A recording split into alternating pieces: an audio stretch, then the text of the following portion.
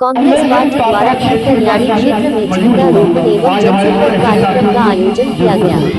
कार्यक्रम में कांग्रेस पदाधिकारियों और कार्यकर्ताओं ने क्षेत्रवासियों से संपर्क कर पार्टी की नीतियों और विचारधारा से अवगत कराया। इस दौरान प्रदेश की योगी सरकार की कार्यप्रणाली पर भी सवाल उठाए गए। कार्यक्रम को संबोधित करते हुए कांग्रेस नेताओं ने कहा कि प्रदेश सरकार की कथनी और करनी में बड़ा अंतर दिखाई देता है। उन्होंने आरोप लगाया कि सरकार जनता से किए गए कई वादों को पूरा करने में विफल रही है।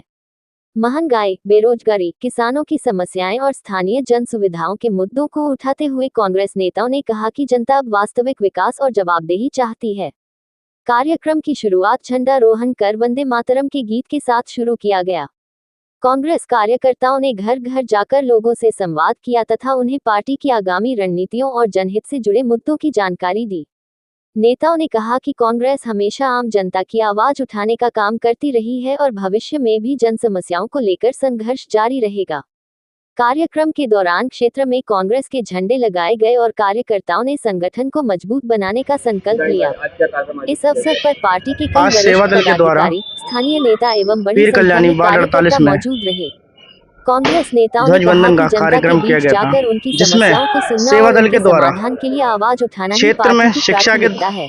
कार्यक्रम का संविधान के प्रति, वोट के प्रति और देश में अनेक समस्याएं हैं उसके प्रति लोगों को जागरूक किया जाता है और बताया जाता है कि शिक्षा देश में कितनी ज़रूरी है और शिक्षा से हमें क्या क्या लाभ होते हैं। और हमारे वोट के बारे में भी बताया जाता है कि हमारा वोट हमारे लिए बहुत ही ज़रूरी है, बहुत महत्वपूर्ण है।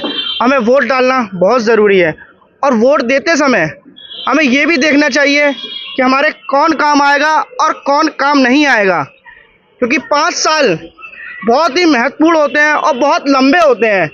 जब हम वोट देते हैं तो ये नहीं सोचते हैं कि हमारा काम कौन करेगा कौन नहीं करेगा। हमें ये ज़रूर सोचना चाहिए कि हमारे कौन काम आएगा, हमारे दुख में कौन खड़ा है, हमारे सुख में कौन खड़ा है।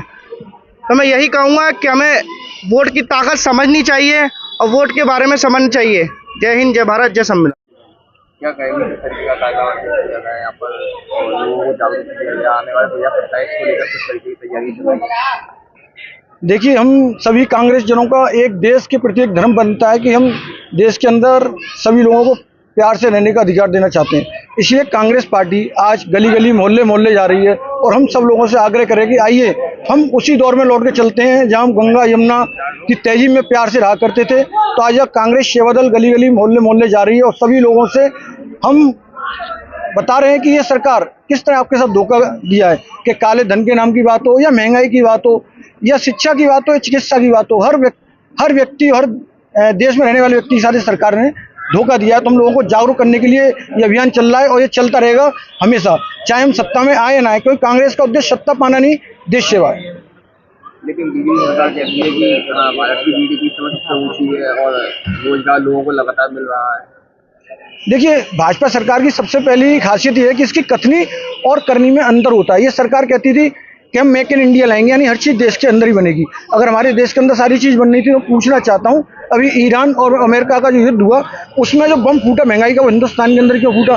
क्योंकि सरकार जो कहती है वो कभी करती नहीं है। इनकी कथनी और करनी में अंतर है। अब आप देख लिया, पेट्रोल के अंदर एथनॉल मिलाकर के बेचा जा रहा है, उससे हमारे गाड़ियों में कितनी खराबी आएंगी सरकार को नहीं पता है, उसका रेट हमें भुगतना है। इनकी कथनी और करनी में बहुत बड़ा अंतर है, जो जनता इस देश की समझ चुकी है और सन 27 में इनको दूर दूर तक खदेड़ देगी सत्ता से।